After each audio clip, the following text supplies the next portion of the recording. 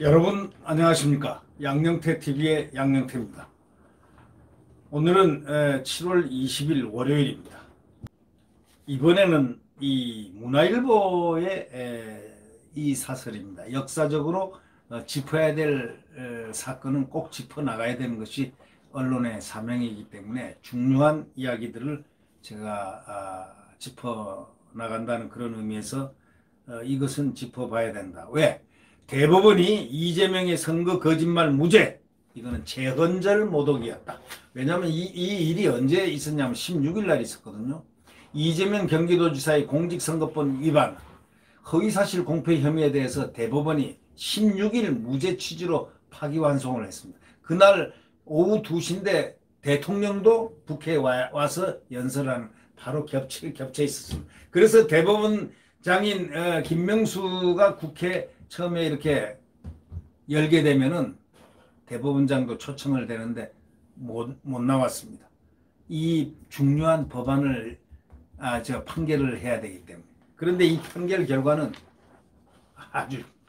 아주 여러분, 국민 여러분 잘 아시겠지만 정말 이상한 판결이었습니다. 대법원이 16일 무죄 취지로 파기환송했습니다.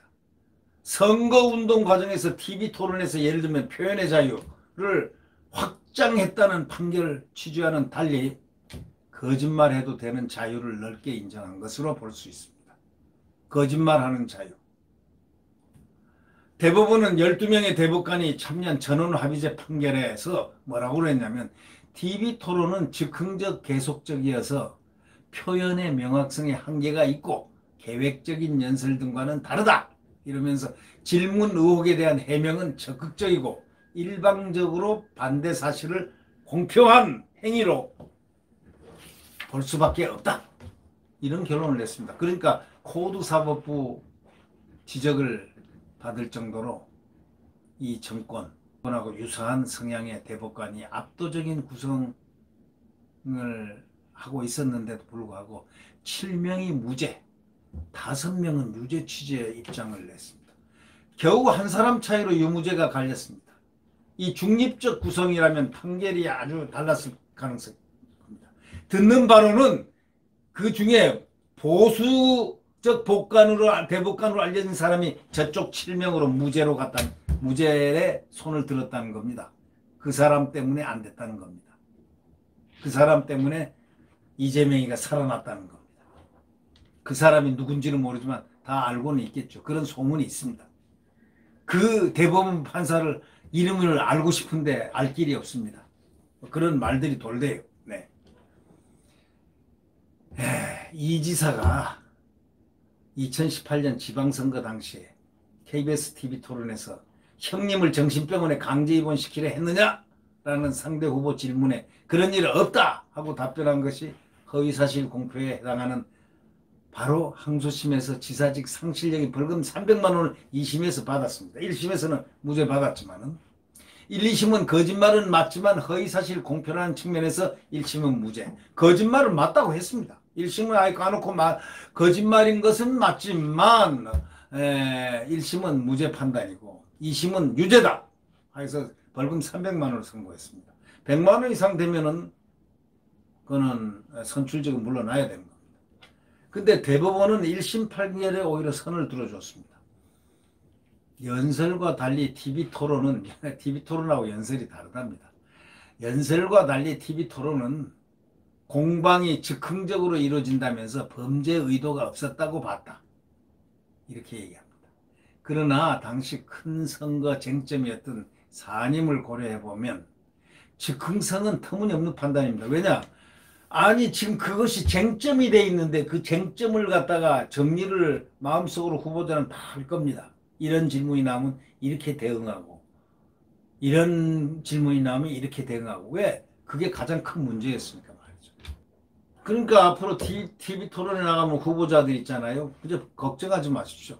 민감한 문제는 이제 이런 식으로 부인해도 거짓말해도 괜찮습니다. 아주 나쁜 판례를 만들었다는 것이 언론의 지적입니다. MBC 토론에서도 이 지사는 상대 후보가 묻지도 않았는데 사실이 아니다. 내가 형님을 집어넣은 거 아니다. 뭐 이런 정치부가 넣은 거 아니다. 뭐 이런 뭐 그냥 그때 그 사건이 엄청나게 큰 사건이었습니다. 이 지사가 성남시장 할 때 뭐 보건소 뭐 등등 얽혀가지고 뭐 얘기한 그런 내용들이 있습니다. 아마 아시는 분 대부분이 알고 계실 겁니다. 대법관 5명이 소수 의견에서 이 지사가 미리 준비한 허위 답변을 적극적으로 일방적으로 한 것이다. 이런 판단이 더 합리적입니다. 다수 대법관 상대 후보 질문에 부인한 것이 불법으로 강제 입원시키려 한 사실이 있느냐로 해석을 했다는 다이성 논리도 동원했는데 관심법이란 거 있죠. 딱 보고 너는 죄야, 죄가 있어 하면 죄가 있는 겁니다. 이게 관심법 판결이나 뭐가 다르냐 이런 얘기입니다. 최근에 그 은수미라고 그 성남시장 여자 성남시장 있지 않습니까? 그 이석기와 무슨 뭐 상당히 그런 운동에 관련됐던 분이라고 제가 들었는데 이런 분에 대해서 절차 문제를 이유로 당선 무효형을 뒤집어 버렸 가지고 또 무죄 판단, 코드 판결이 이어지고 있지 않습니까? 대법원에 지금 이런 기교 판결, 아주 기교가 있는 말 왔다 갔다 언어에 이 참 왔다 갔다 하는 이런 판결은 바로 그날 이재명의 판결을 내린 그날이 그 바로 다음 날이 7월 17일 저희 TV가 오픈한 날입니다. 작년에 17일 날 오픈했는데 첫 제목이 윤석열의 칼끝은 어디로 향하나. 그때 제가 그 글을 써서 상당한 그 반응을 일으키고 전화도 많이 받았던 그 당시는 윤석열에 대해서 상당히 비판적인 게 보수의 입장이었습니다만은 7월 26일 검찰총장을 임명받고 8월달 조국 사건 정경심을 기소시키고면서 제 말이 제가 했던 7월 17일 날 작년에 했던 얘기가 예측이 들어맞기 시작하구나 하는 이야기들을 주변으로부터 들었습니다. 그리고 완전히 제 예측은 100% 들어맞아서 그가 지금 나라를 지키고 있습니다. 네. 윤석열의 칼끝 어디로 향하나. 이 정권으로 향한다는 뜻으로 제가 얘기를 했거든요. 할 것이다 라는 예측을 했는데 그것이 우연히 맞아떨어졌습니다. 저는 윤석열 개인을 전혀 모릅니다. 지금까지도 모릅니다. 다만 윤석열의 생각이라든가 이런 모든 가치에 대해서 상당히 애국적이고 훌륭하다는 그런 표현을 그런 느낌을 갖고 있는 사람입니다. 네. 그런데 대법원의 이런 전 요즘 기교가 넘치는 판결 때문에 바로 그날 기교 있는 그 대법원 판결 7대5 그 판결 파기환송심 이재명 무죄를 갖다가 이렇게 뜻하는 바로 파기환송 이걸 보면서 그 다음 날이 72주년을 맞는 제헌절이었습니다.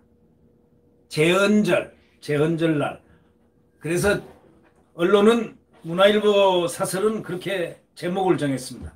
대법원 이재명의 선거 거짓말 무죄